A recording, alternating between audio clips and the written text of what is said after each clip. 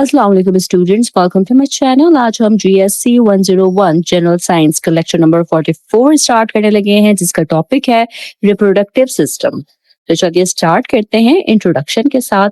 Reproduction जो है ये लाइफ की बेसिक कैरेक्टरिस्टिक्स में से एक है। रिप्रोडक्शन एक बायोलॉजिकल प्रोसेस है जिसके थ्रू लिविंग ऑर्गेनिजम्स अपने यंग वंस या ऑफस्प्रिंग प्रोड्यूस करते हैं।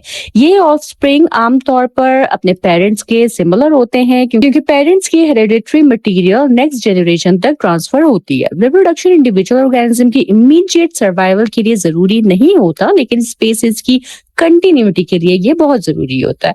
अगर सब कोई स्पीसीज रिप्रोड्यूस ही ना करे तो फिर क्या होगा कि उसकी एग्जिस्टिंग मेंबर्स के मरने के बाद वो स्पीसीज जो है वो एक्सटिंक्ट हो सकती है। ठीक है, रिप्रोडक्शन के थ्रू ऑर्गेनिजम्स की कैरेक्टरिस्टिक्स नेक्स्ट जनरेशन में ट्रांसफर होती हैं। सेक्सुअल रिप्रोडक्शन की सिचुएशन में ऑफ स्ट्रिंग में पेरेंट्स की मिक्स्ड कैरेक्टरिस्टिक के साथ कुछ न्यू वेरिएशंस भी अपीयर होती हैं। ये वेरिएशन ऑर्गेनिजम्स को चेंजिंग एनवायरनमेंट के साथ अडेप्ट करने में हेल्प करती हैं। इसलिए रिप्रोडक्शन को कंटिन्यूटी और एडेप्टेबिलिटी दोनों के साथ ही रिलेट किया जाता है। टाइप्स ऑफ रिप्रोडक्शन पे आते हैं तो रिप्रोडक्शन की दो मेजर टाइप्स होती हैं, एसेक्सुअल रिप्रोडक्शन और सेक्सुअल रिप्रोडक्शन। दोनों मेथड्स का basic purpose new organisms produce करना है, लेकिन इनके प्रोसेस, पेरेंटल इन्वॉल्वमेंट, गेमेट्स और जेनेटिक वेरिएशन में इंपॉर्टेंट डिफरेंसेस होते हैं। इन्हें हम पिछले लेक्चर्स में भी डिस्कस कर चुके हैं, लेकिन मैं यहाँ इस लेक्चर के हिसाब से थोड़ा और मजीद डिटेल में इन्हें आपको समझाती हूँ। एसेक्सुअल रिप्रोडक्शन में जनरली सिर्फ एक पेरेंट इन्वॉल्व होता है। इस प्रोसेस में मेल और फीमेल गेमेट्स का फ्यूजन नहीं होता क्योंकि एक ही पेरेंट है। ठीक है, offspring simple cell division या पेरेंट बॉडी की किसी पार्ट से डेवलप होता है। एसेक्सुअल रिप्रोडक्शन के थ्रू प्रोड्यूस होने वाले ऑफस्प्रिंग आमतौर पर पेरेंट के बहुत सिमिलर होते हैं। इसकी वजह यह है कि उन्हें हेरिडिटरी मटेरियल एक ही पेरेंट से मिलता है और गेमेट्स का मिक्सिंग प्रोसेस नहीं होता। ये मेथड रिलेटिवली सिंपल और फास्ट होता है। ऑर्गेनिजम्स को मेट फाइंड करने की जरूरत नहीं होती और फेवरेबल कंडीशंस में एक ऑर्गेनिज्म रैपिडली बहुत से ऑफस्प्रिंग प्रोड्यूस कर सकता है। लेकिन एसेक्सुअल प्रोडक्शन में जेनेटिक वेरिएशन कंपैरेटिवली कम होती है। अगर एनवायरनमेंट सडनली चेंज हो जाए तो जेनेटिकली सिमिलर पॉपुलेशन के बहुत से मेंबर्स एक जैसी प्रॉब्लम्स फेस कर सकते हैं। सेक्सुअल रिप्रोडक्शन की बात करें तो सेक्सुअल रिप्रोडक्शन में नॉर्मली दो पेरेंट्स या दो रिप्रोडक्टिव सोर्सेस इन्वॉल्व होती हैं। इस मेथड में स्पेशलाइज्ड रिप्रोडक्टिव सेल, जिन्हें गेमेट्स कहते हैं, वो पार्टिसिपेट करते हैं। मेल गेमेट्स और फीमेल गेमेट्स फ्यूज करते हैं। इस फ्यूजन को फर्टिलाइजेशन कहा जाता है। फर्टिलाइजेशन के रिजल्ट में जाइगोट फॉर्म होता है जो सेल डिवीजन और डेवलपमेंट के थ्रू न्यू ऑर्गेनिजम्स बनाता है। गेमेट्स मेयोसिस के प्रोसेस से फॉर्म होते हैं। मेयोसिस में क्रोमोसोम नंबर हाफ हो जाता है और जेनेटिक मटेरियल में रीअरेंजमेंट और मिक्सिंग होती है। जब मेल और फीमेल गेमेट्स कंबाइन करते हैं तो दोनों पेरेंट्स की कैरेक्टरिस्टिक्स ऑफ स्प्रिंग में ट्रांसफर होते हैं। सेक्सुअल रिप्रोडक्शन का मेजर एडवांटेज जेनेटिक वेरिएबिलिटी है। ऑफ स्प्रिंग पेरेंट का एग्जैक्ट कॉपी नहीं होते, बल्कि उसमें दोनों पेरेंट की मिक्स्ड कैरेक्टरिस्टिक्स और कुछ न्यू कॉम्बिनेशंस होती हैं। जेनेटिक वेरिएबिलिटी पॉपुलेशन को चेंजिंग एनवायरमेंटल कंडीशन, डिजीजेस और दूसरे चैलेंजेस के अगेंस्ट बेटर एडेप्टेबिलिटी प्रोवाइड करती है। इसके बाद हम एसेक्सुअल और सेक्सुअल रिप्रोडक्शन में डिफरेंस देखते हैं।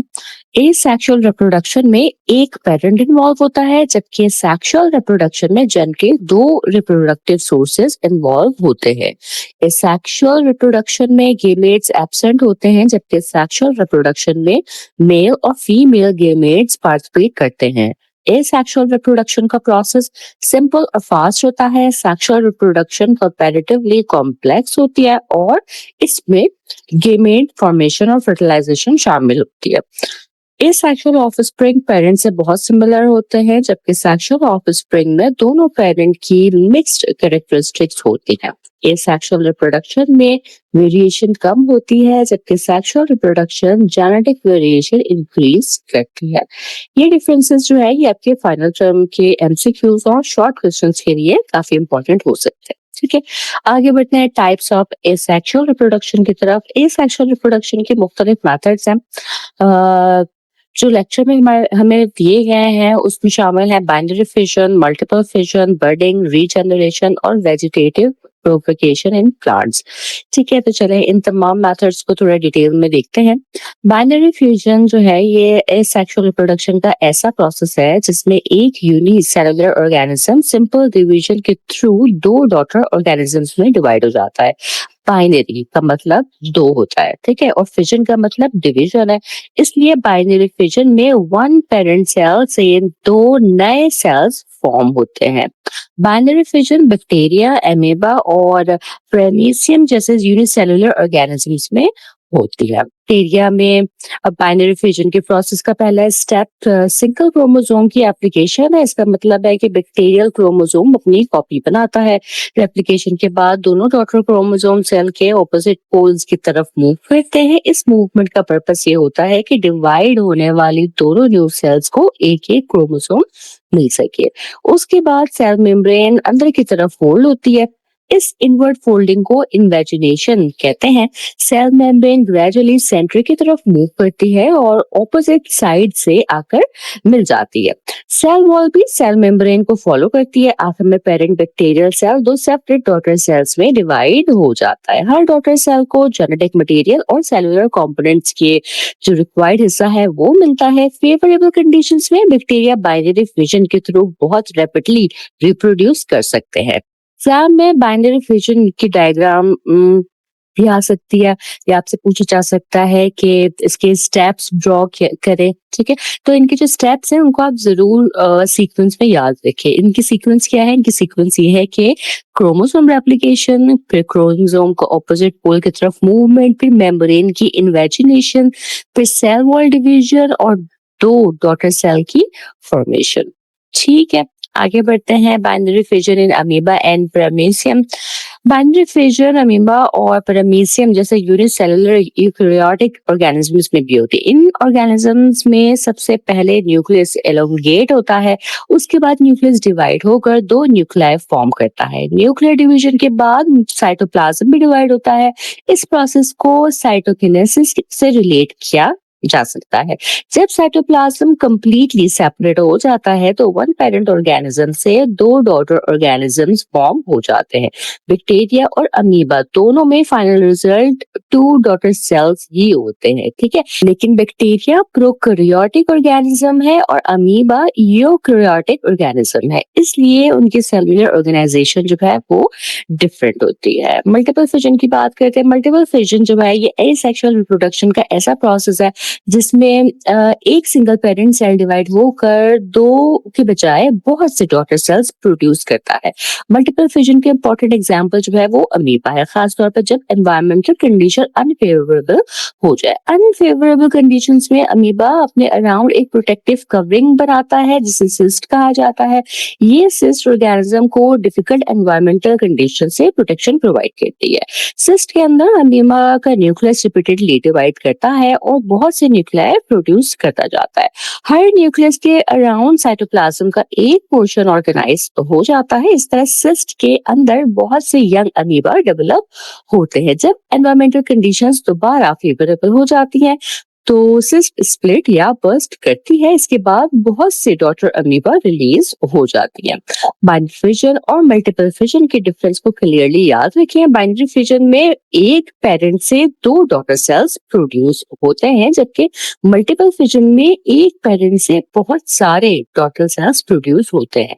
ठीक, फिर आते हैं बडिंग की तरफ। बडिंग जो है ये एसेक्सुअल रिप्रोडक्शन का ऐसा मेथड है जिसमें पेरेंट ऑर्गेनिज्म की बॉडी सरफेस पर एक स्मॉल आउटग्रोथ अपीयर होती है।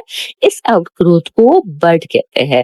बड ग्रेजुअली ग्रो करती है और पेरेंट जैसे स्ट्रक्चरल कैरेक्टरिस्टिक डेवलप करती है। जब बड सफिशिएंटली मैच्योर हो जाए तो वो पेरेंट से सेपरेट होकर इंडिपेंडेंट ऑर्गेनिज्म बन जाती है। कुछ सिचुएशन में बर्ड जो है ये पेरेंट के साथ अटैच्ड भी रह सकती है और कॉलोनी जैसे स्ट्रक्चर फॉर्म कर सकती है। ठीक है, लेक्चर में हमारे पास बडिंग की एक इम्पोर्टेंट एग्जांपल जो है वो यीस्ट और हाइड्रा दिए गए हैं। यीस्ट में पेरेंट सेल की सरफेस पर स्मॉल बड फॉर्म होते हैं। न्यूक्लियर डिवीजन के बाद जेनेटिक मटेरियल का एक हिस्सा जो है वो बड में ट्रांसफर हो जाता है। बड ग्रो करता है और इवेंचुअली पेरेंट सेल सेपरेट हो जाता है। हाइड्रा में क्या होता है कि बॉडी वॉल के एक एरिया पर सेल जो है वो रैपिडली डिवाइड करते हैं और स्मॉल प्रोजेक्शन फॉर्म करते हैं। ये प्रोजेक्शन ग्रो करके माउथ मोथ और टेंटिकल्स डेवलप करती हैं। जब यंग हाइड्रा सफिशिएंटली डेवलप हो जाए तो पेरेंट बॉडी से फिर सेपरेट होकर इंडिपेंडेंटली जो है वो अपनी जिंदगी गुजारता है। रीजनरेशन की तरफ आते हैं। रीजनरेशन का बेसिक मीनिंग जो है लॉस्ट या डैमेज्ड बॉडी पार्ट को दोबारा फॉर्म होना है। कुछ ऑर्गेनिज्म में रीजनरेशन की एबिलिटी जो है वो बहुत डेवलप्ड होती है। अगर उनका बॉडी पार्ट लूज हो जाए तो वो उस पार्ट को दोबारा ग्रो कर सकते हैं। ठीक है, तो इसकी एग्जांपल हमारे पास है स्टारफिश और प्लेनेरिया। स्टारफिश का अगर एक आर्म लूज हो जाए, टूट जाए, कट जाए, कुछ भी हो जाए तो ऑर्गेनिज्म जो है स्टारफिश क्या करती है कि उस आर्म को दोबारा ग्रो कर लेती है। इसी तरह प्लेनेरिया भी अपने लॉस्ट बॉडी पार्ट्स रिजेनरेट कर सकता है। रीजनरेशन में सेल डिवीजन खास तौर पर माइटोसिस इंपॉर्टेंट रोल परफॉर्म करते हैं। न्यू सेल्स प्रोड्यूस होते हैं, डिफरेंशिएट करते हैं और लॉस्ट स्ट्रक्चर को रिकंस्ट्रक्ट करते हैं। रीजनरेशन और रिप्रोडक्शन को कंफ्यूज नहीं करना चाहिए। हर रीजनरेशन न्यू ऑर्गेनिज्म प्रोड्यूस नहीं करता। ठीक है, कभी रीजनरेशन सिर्फ लॉस्ट बॉडी पार्ट को रिप्लेस करता है। ठीक है, तो लेक्चर के कॉन्टेक्स्ट में इसे एसेक्सुअल प्रोसेस के एग्जांपल के साथ ही डिस्कस किया गया है। नेक्स्ट हम बात करते हैं वेजिटेटिव प्रोपगेशन इन प्लांट्स की। वेजिटेशन प्रोपगेशन जो है ये प्लांट्स में एसेक्सुअल रिप्रोडक्शन का मेथड है। इस प्रोसेस में फ्लावर, सीड और गेमेट्स के बगैर प्लांट की वेजिटेशन पार्ट से न्यू प्लांट डेवलप होता है। वेजिटेटिव पार्ट्स में स्टेम, रूट या लीफ शामिल होते हैं। लेक्चर में हमारे पास रनर्स, सकर्स और एडवेंटिशियस रूट का जिक्र मिलता है। रनर्स जो है ये हॉरिजॉन्टल स्टेम होती हैं जो ग्राउंड की सरफेस पर फैली हुई होती हैं। रनर के डिफरेंट पॉइंट्स एंड नोड्स पर रूट्स और शूट्स डेवलप होती हैं। ये न्यू रूट्स और शूट्स ग्रेजुअली इंडिपेंडेंट प्लांट्स बना देती हैं। ग्रासेस और स्ट्रॉबेरी जो है ये रनर्स की इंपॉर्टेंट एग्जांपल है। स्ट्रॉबेरी प्लांट से एक थिन हॉरिजॉन्टल स्टेम ग्रो करती है। जहां ये ग्राउंड को टच करती है वहां रूट्स फॉर्म होती हैं और न्यू स्ट्रॉबेरी प्लांट जो है वो डेवलप हो जाता है। ठीक है, सकर्स भी वेजिटेटिव प्रोपगेशन का मेथड है। ये प्लांट के बेस या अंडरग्राउंड स्टेम से न्यू शूट्स की फॉर्म में डेवलप होते हैं। ये शूट्स जो है ये पेरेंट सेल के पास ग्रो करते हैं और ग्रेजुअली इंडिपेंडेंट प्लांट जो है ये फॉर्म कर लेते हैं। बनाना और मिंट जो है ये सकर्स की एग्जांपल्स हैं। फिर आ जाता है एडवेंटिशियस रूट। एडवेंटिशियस रूट वो रूट्स हैं जो नॉर्मल प्राइमरी रूट सिस्टम के अलावा स्टेम, लीफ या किसी और प्लांट पार्ट से डेवलप होती हैं। सुटेबल कंडीशन में ये रूट्स न्यू प्लांट फॉर्मेशन और वेजिटेटिव स्प्रेड में हेल्प करती हैं। वेजिटेटिव प्रोपगेशन का इंपॉर्टेंट एडवांटेज ये है कि यूजफुल प्लांट वैरायटीज को रैपिडली मल्टीप्लाई किया जा सकता है। न्यू प्लांट्स पेरेंट के सिमिलर होते हैं और सीड फॉर्मेशन का वेट नहीं करना पड़ता। ठीक है जी, इसके बाद जो है हम आते हैं सेक्सुअल रिप्रोडक्शन इन प्लांट्स की तरफ। Flowering plant sexual reproduction perform करते हैं। फ्लावर उनका रिप्रोडक्टिव स्ट्रक्चर होता है। फ्लावर में मेल और फीमेल रिप्रोडक्टिव पार्ट्स प्रेजेंट होते हैं। मेल पार्ट को स्टेमन और फीमेल पार्ट को कार्पेल कहा जाता है। स्टेमन का इंपॉर्टेंट रिप्रोडक्टिव पोर्शन एंथर होता है जहां पॉलन ग्रेन्स प्रोड्यूस होते हैं। Pollen grains male productive structure carry करते हैं। कार्पेल में स्टिग्मा, स्टाइल और ओवरी शामिल होते हैं। ओवरी के अंदर ओव्यूल्स प्रेजेंट होते हैं। फर्टिलाइजेशन से पहले पॉलिनेशन होती है। पॉलिनेशन पॉलन ग्रेन के एंथर से कार्पेल या स्टिग्मा तक ट्रांसफर करती है। पॉलन ग्रेन्स स्टिग्मा तक पहुंचने के बाद फीमेल रिप्रोडक्टिव स्ट्रक्चर की तरफ मूव करते हैं और इवेंचुअली फर्टिलाइजेशन प्रोसेस में पार्टिसिपेट करते हैं। पॉलिनेशन के दो मेजर टाइप्स होते हैं, सेल्फ पॉलिनेशन और क्रॉस पॉलिनेशन। सेल्फ पॉलिनेशन में पॉलन जो है वो सेम फ्लावर या सेम प्लांट के फ्लावर के रिप्रोडक्टिव पार्ट तक ट्रांसफर होते हैं, जबकि क्रॉस पॉलिनेशन में पॉलन एक प्लांट से सेम स्पीशीज के दूसरे प्लांट के फ्लावर तक ट्रांसफर होते हैं। क्रॉस पॉलिनेशन जेनेटिक वेरिएशन को इंक्रीज करती है क्योंकि दो डिफरेंट प्लांट्स के हेरिडिटरी मटेरियल जो है वो कंबाइन होते हैं इसमें। पॉलिनेशन हवा, इंसेक्ट्स, वाटर या दूसरे एजेंट्स के थ्रू हो सकती है। इसके बाद आते हैं fertilisation in flowering plant. Pollination के बाद पॉलन से मेल रिप्रोडक्टिव मटेरियल ओव्यूल तक पहुंचता है। मेल और फीमेल गेमेट्स फ्यूज करते हैं और जाइगोट फॉर्म होता है। जाइगोट सेल डिवीजन के थ्रू एम्ब्रॉय डेवलप करता है। इस प्रोसेस के बाद फ्लावर के डिफरेंट पार्ट्स में इंपॉर्टेंट चेंजेस आते हैं जो सीड और फ्रूट की फॉर्मेशन का सबब बनते हैं। फॉर्मेशन ऑफ सीड की तरफ आते हैं तो लेक्चर के मुताबिक सीड जाइगोट से रिलेटेड डेवलपमेंट प्रोसेस के रिजल्ट में फॉर्म होता है सीड के अंदर एम्ब्रियो, और उसके लिए स्टोर्ड फूड प्रेजेंट होता है। एम्ब्रियो फ्यूचर प्लांट के लिए फ्यूचर प्लांट का अर्ली डेवलपमेंटल स्टेज होता है। स्टोर्ड फूड जर्मिनेशन के इनिशियल पीरियड में एम्ब्रियो को एनर्जी और न्यूट्रिएंट प्रोवाइड करता है।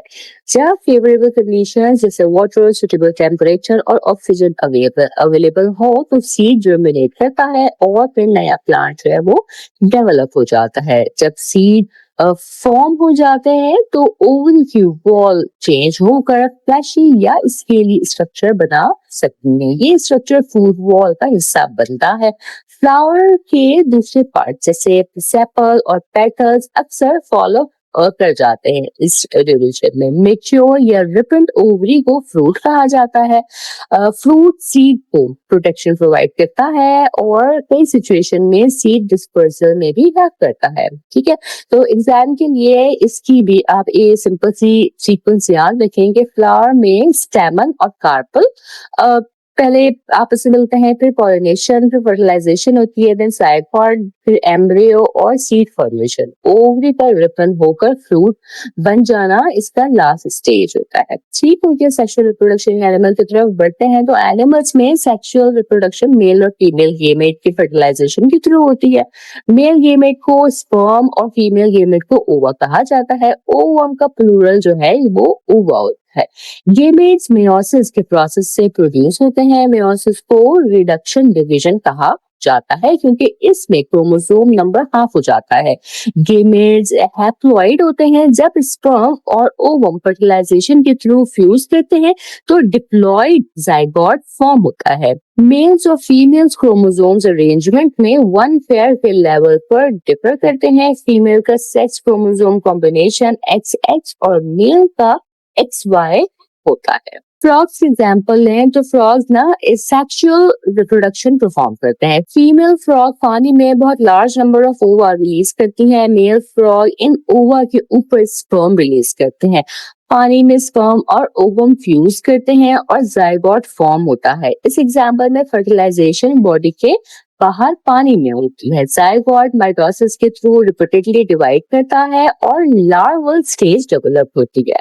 फ्रॉग की लार्वा को कॉमनली टैडपोल कहा जाता है। ये पानी में ही रहते हैं और एडल्ट फ्रॉग से अपीयरेंस और लाइफस्टाइल में डिफरेंट होते हैं। लार्वा कुछ पीरियड पानी में स्पेंड करता है, बाद में डेवलपमेंटल चेंजेस के थ्रू एडल्ट फ्रॉग फॉर्म हो जाता है। इस डेवलपमेंटल ट्रांसफॉर्मेशन को मॉर्फोजेनेसिस कहा जाता है। इस प्रोसेस में body structure gradually adult form में ऑर्गेनाइज होता है। इसके बाद हम बात करते हैं रिप्रोडक्टिव सिस्टम इन ह्यूमंस की। ह्यूमन सेक्सुअल रिप्रोडक्शन फॉर्म करते हैं। ह्यूमन रिप्रोडक्शन में मेल गेमेट स्पर्म और फीमेल गेमेट ओवम फर्टिलाइजेशन के थ्रू कंबाइन करते हैं।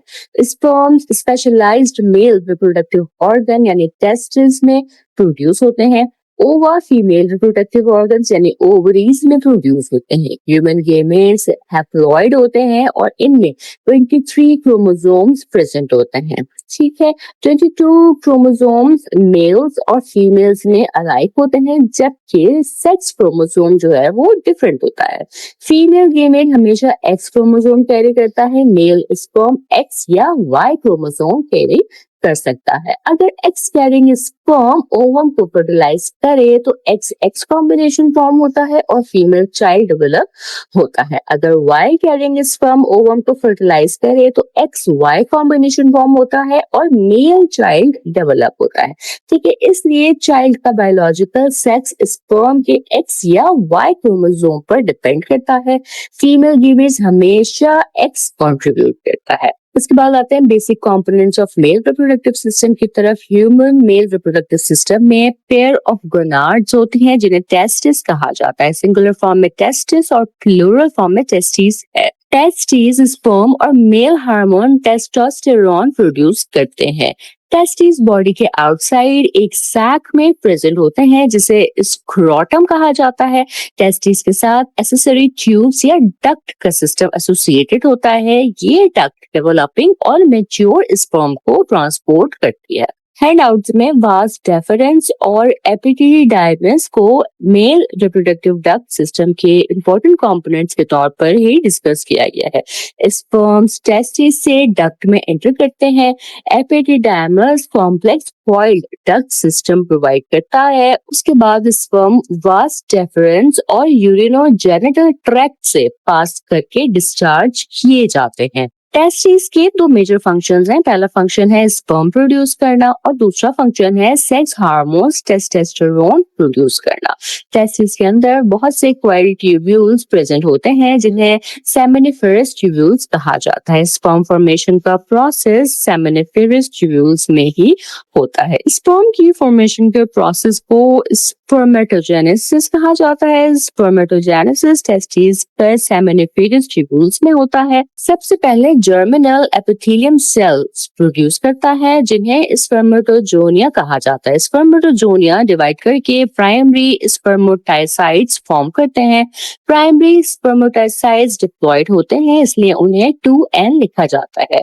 प्राइमरी स्पर्मेटोसाइट मेयोसिस अंडरगो करता है और सेकेंडरी स्पर्मेटोसाइट प्रोड्यूस करता है। सेकेंडरी स्पर्मेटोसाइट्स हैप्लॉइड होते हैं इसलिए उन्हें N लिखा जाता है। सेकेंडरी स्पर्मेटोसाइट्स फर्दर डिवाइड करते हैं और टोटल 4 हैप्लॉइड सेल प्रोड्यूस होते हैं जिन्हें स्पर्मेटाइड्स कहा जाता है। स्पर्मेटाइड्स इमीडिएटली फुल्ली डेवलप्ड स्पर्म नहीं होते। इनमें मोर्फोलॉजिकल चेंजेस आते हैं। इन स्ट्रक्चरल चेंजेस के थ्रू स्पर्मेटाइड्स मैच्योर स्पर्म सेल्स में कन्वर्ट होते हैं। स्पर्मेटोजेनेसिस का सीक्वेंस भी आपके फाइनल टर्म में इंपॉर्टेंट हो सकता है कि स्पर्मेटोजेनिया, उसके बाद प्राइमरी स्पर्मेटोसाइट जिसे 2N रिप्रेजेंट करते हैं, देन सेकेंडरी स्पर्मेटोसाइट जिसे N रिप्रेजेंट करते हैं, देन 4 स्पर्मेटाइड और लास्टली मैच्योर स्पर्म। ठीक है, तो ये एक चीज हो गई। इसके बाद हम आते हैं सर्टोली सेल्स की तरफ।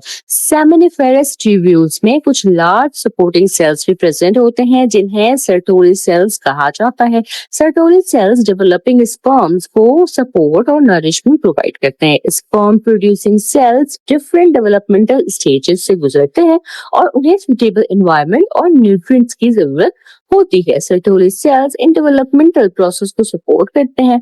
ठीक है, तो एग्जाम में आपसे भी पूछा जा सकता है कि सर्टोली सेल्स का फंक्शन क्या है। तो इसका सिंपल जवाब क्या है कि सर्टोली सेल्स डेवलपिंग स्पर्म को सपोर्ट और नरिशमेंट प्रोवाइड करते हैं। मैच्योर स्पर्म जो है वो मेल गैमेट होते हैं। इसका basic function male genetic material को फीमेल ओवम तक कैरी करना है। स्पर्म स्पेशलाइज्ड स्ट्रक्चर रखता है जो मूवमेंट और फर्टिलाइजेशन के लिए सुटेबल होता है। स्पर्मेटाइड्स मॉर्फोलॉजिकल चेंजेस के थ्रू मैच्योर स्पर्म फॉर्म करती है। लेक्चर मैच्योर स्पर्म के डायग्राम भी शो करती है, इसलिए डायग्राम बेस्ड आइडेंटिफिकेशन भी फाइनल इंपॉर्टेंट हो सकती है।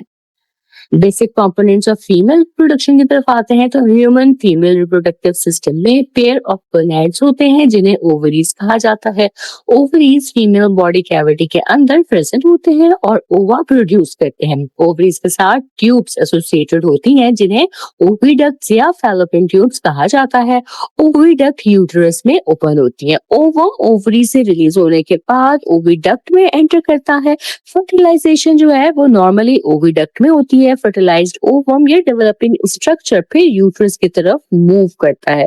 यूट्रस में एम्ब्रियो इम्प्लांट होता है। इम्प्लांटेशन का मतलब डेवलपिंग एम्ब्रियो का यूट्रेन वॉल के साथ अटैच हो जाना है। प्रेगनेंसी के दौरान यूट्रेन वॉल और फीटल टिश्यूज के दरमियान प्लेसेंटा स्टैब्लिश होता है। प्लेसेंटा मटेरियल्स के एक्सचेंज में इंपॉर्टेंट रोल परफॉर्म करता है। यूट्रस जो है वो सर्विक्स के थ्रू वजाइना के साथ कनेक्टेड होता है। फंक्शन ऑफ ओवरीज की तरफ आते हैं। ओवरीज के दो मेजर फंक्शंस होते हैं। पहला फंक्शन ओवा प्रोड्यूस करना है और दूसरा फंक्शन फीमेल हार्मोन्स एस्ट्रोजन और प्रोजेस्टेरोन प्रोड्यूस करना है। ओवरी के जर्म सेल्स बहुत से सेल्स प्रोड्यूस करते हैं जिन्हें ओगोनिया कहा जाता है। ओवा फॉर्मेशन का प्रोसेस ओगेनेसिस कहलाता है। ओजेनेसिस की बात करें तो फीमेल गेमेट या ओवम की फॉर्मेशन की जो प्रोसेस है इसको ओजेनेसिस कहा जाता है। ओजेनेसिस ओवरीज में होती है। सबसे पहले ओजोनिया माइटोसिस के थ्रू प्राइमरी ओकाइड प्रोड्यूस करती हैं। प्राइमरी ओकाइड डिप्लॉयड होती हैं और इसे 2n लिखा जाता है। प्राइमरी ओकाइड मेयोसिस के थ्रू डिवाइड करती है और सेकेंडरी ओकाइड और एक पोलर बॉडी प्रोड्यूस करती है। सेकेंडरी ओकाइड हैप्लॉइड होती हैं और इसे n लिखा जाता है। सेकेंडरी ओकाइड फर्दर डिवाइड करके एक ओवम और एक पोलर बॉडी फॉर्म करती हैं। पहली पोलर बॉडी भी डिवाइड करके दो पोलर बॉडीज प्रोड्यूस करती है।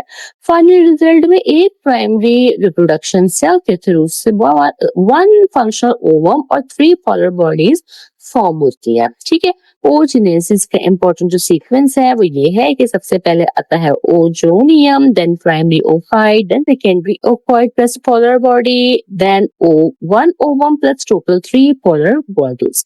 स्पर्मेटोजेनेसिस और ओजेनेसिस का जो मेजर डिफरेंस है वो ये है कि स्पर्मेटोजेनेसिस में 4 फंक्शनल स्पर्म सेल्स प्रोड्यूस होते हैं, जबकि ओजेनेसिस में एक फंक्शनल ओवम और 3 पोलर बॉडीज जो हैं ये प्रोड्यूस होती हैं।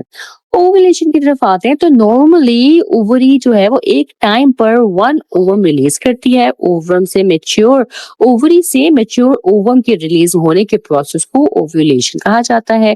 रिलीज्ड ओवम ओविडक्ट या फैलोपियन ट्यूब में एंटर करता है। अगर सुटेबल स्पर्म अवेलेबल हो तो फर्टिलाइजेशन ओविडक्ट में हो सकती है। कभी ओवरी एक से ज्यादा ओवर रिलीज कर सकती है। अगर सेपरेट ओवर सेपरेट स्पर्म से फर्टिलाइज हो जाए तो फ्रेटर्नल या नॉन आइडेंटिकल ट्विंस डेवलप हो सकते हैं।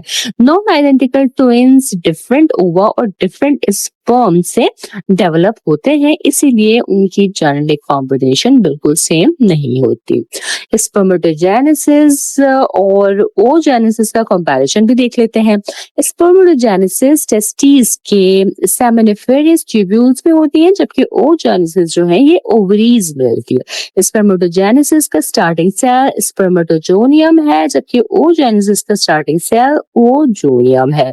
स्पर्मेटोजेनेसिस में प्राइमरी स्पर्मेटोसाइट मेयोसिस के थ्रू 4 फंक्शनल स्पर्म प्रोड्यूस करता है, जबकि ओजेनेसिस में प्राइमरी ओसाइट के प्रोसेस से एक फंक्शनल ओवम और 3 पोलर बॉडीज प्रोड्यूस होती है। स्पर्मेटोजेनेसिस मेल गेमेट्स की लार्ज नंबर प्रोडक्शन से रिलेटेड है, जबकि ओवरी यूजुअली एक टाइम पर एक ओवम रिलीज करती है। दोनों प्रोसेस में मेयोसिस होती है और हैप्लॉइड गेमेट्स ही प्रोड्यूस होते हैं। ये कंपैरिजन जो है ये आप अच्छे से जहन में रखिएगा। इसके बाद आगे बढ़ते हैं फर्टिलाइजेशन और ज़ायगोट फॉर्मेशन की तरफ। फर्टिलाइजेशन मेल स्पर्म और फीमेल ओवम की फ्यूजन का प्रोसेस है। दोनों गेमेट्स हैप्लॉइड होते हैं, इनकी जो न्यूक्लाई है वो कंबाइन करते हैं और डिप्लॉइड ज़ायगोट फॉर्म होता है।